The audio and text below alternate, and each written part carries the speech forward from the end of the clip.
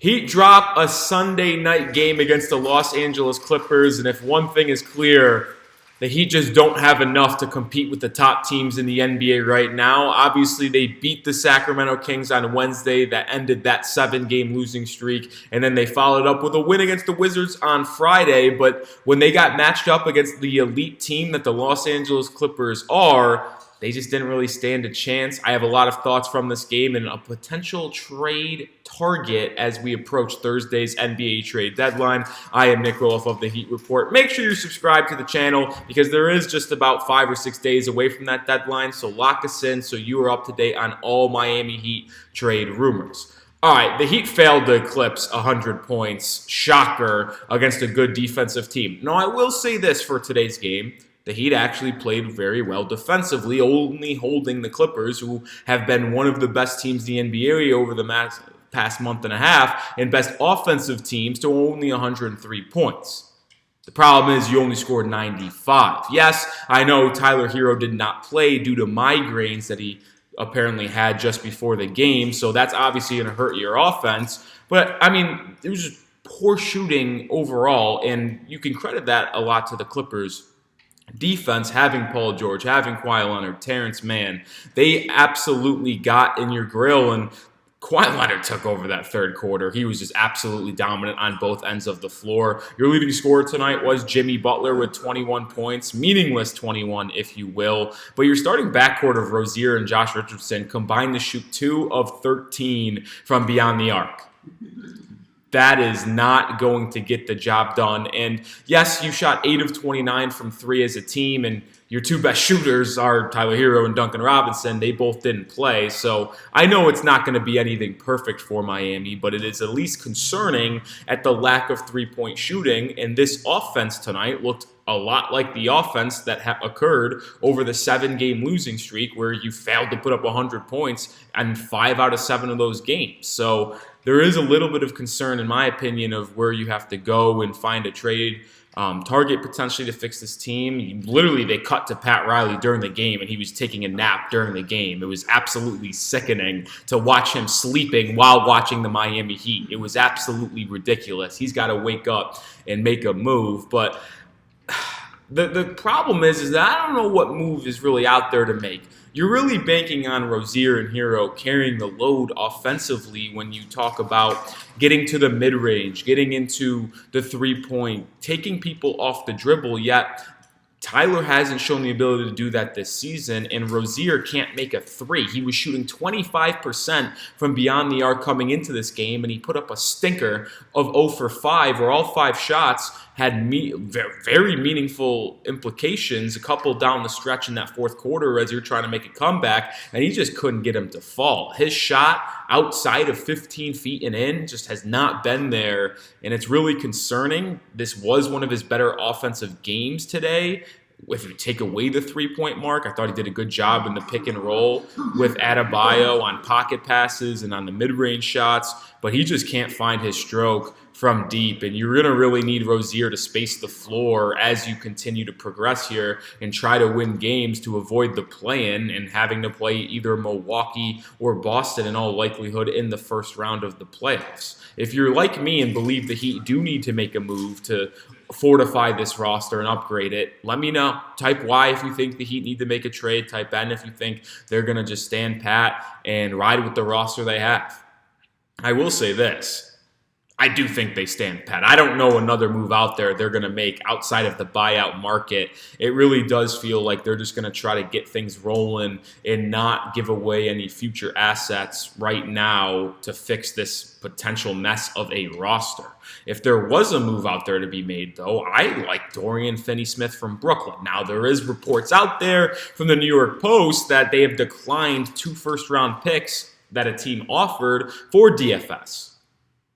If that's the case, you can rule them out of coming to the 305 because the Heat are not going to offer anything close to 2 first-round picks, and if they aren't accepting it, then that's not the case. But if you just add Dorian Finney-Smith to his roster and potentially, I think Haywood played a fine game. But if you just replaced Haywood Highsmith with Dorian Finney-Smith, could you not tell me this team would not be infinitely times better? You have a better defender who, by the way, if you remember watching the Dorian Finney-Smith episode just a week ago, I outlined how well he played defensively against the Los Angeles Clippers. Only allowed 9 points when he was the nearest defender on 3 of 13 shooting. And against Kawhi Leonard and Paul George, they combined to shoot 1 of 9. So he is an elite perimeter defender that can guard 2 through 5. And I say 5, and I truly do mean that, because in spot minutes, he can guard a center because he is so physically strong and can really disrupt big men inside when they're trying to back them down. And that little nudge as they're bringing the ball up can really disrupt their rhythm inside the paint. Dorian Finney-Smith brings that. He does a lot of the things PJ Tucker did back in the day for Miami, and when he was in his heyday playing center at 6'6". That's why I like Dorian Finney-Smith. And he's a good three-point shooter, shooting 38% from the season, and he had a rough January. He was shooting better than 40% in the NBA season when you look at from beyond the arc before that rough month of January. I don't know what the Heat could possibly offer for Dorian Finney-Smith, but he is a perfect addition. The Clippers are an absolute nightmare matchup for the Miami Heat because of their elite two-way wings, and then you have James Harden doing his little dancey dance at the arc, step back threes plus a foul. Like, you could not stop him either, and you couldn't stop Kawhi Leonard either in the mid-range. You got lucky, and Paul George had a rough night from the field, but he still hit some dagger shots because you couldn't really get up in his grill and contest them. Another team that has that same similar play style and elite wings, oh yeah, the Boston Celtics, your biggest rival in the NBA, who you've matched up in the Eastern Conference Finals with 3 of the last 4 seasons. I just don't know if this team is going to be able to compete with the elite teams in the Eastern Conference, and then if they somehow made it to the NBA Finals for the 3rd time in 5 years, if they had to match up with a Denver team again, or this Clippers team, I just don't know how Miami could think they have a championship winning roster, even if Jimmy Butler turns into Michael Jordan 2.0 for the 3rd time in 5 years when the postseason comes around. You're just not getting enough from your other guys. Like, nobody loves Jaime Jaquez Jr. more than me.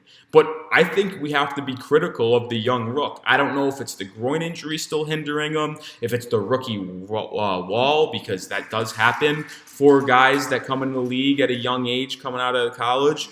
But he was bad tonight, man. 3 of 11 from the field, 3 turnovers. He was just forcing things at time, going at Kawhi Leonard, at Paul George. I love the confidence of the rook.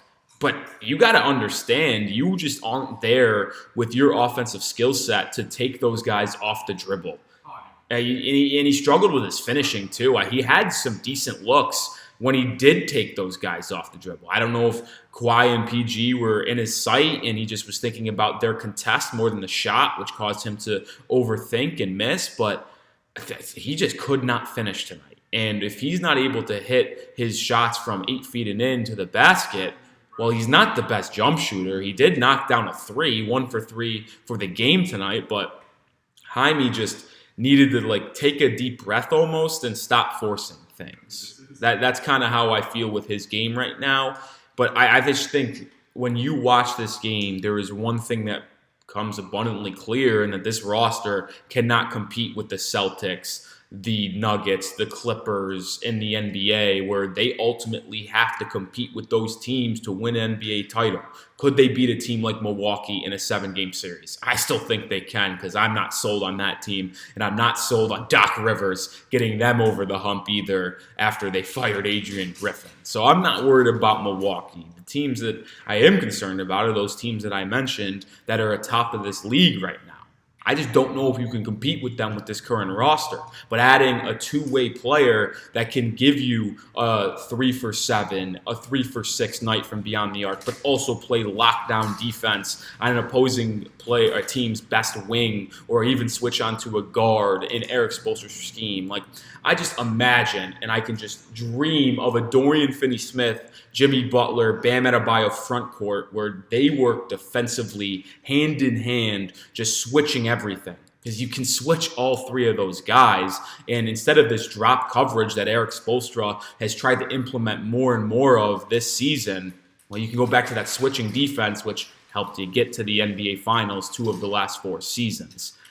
Do I think they trade for Dorian Finney-Smith? No. But this is just my rant coming on here believing that that could be a move to help push this roster in a better direction because they need more offense and they need more defense, and Dorian Finney-Smith will provide more than what Haywood Highsmith has been able to give you. He's going to give you more defense than Caleb Martin. He'll give you more offense than Jaime Jaquez Jr. It is what you need to do. Will Pat Riley make that move? Who the hell knows? But I'll tell you one thing. We will have you covered on the buyout market, the trade deadline, everything leading up to that February 8th, 3 p.m. Eastern Time deadline. So hit that sub button. Stay locked in with the Heat Report. I'm Nic Rohloff, and I'll see you tomorrow with another video.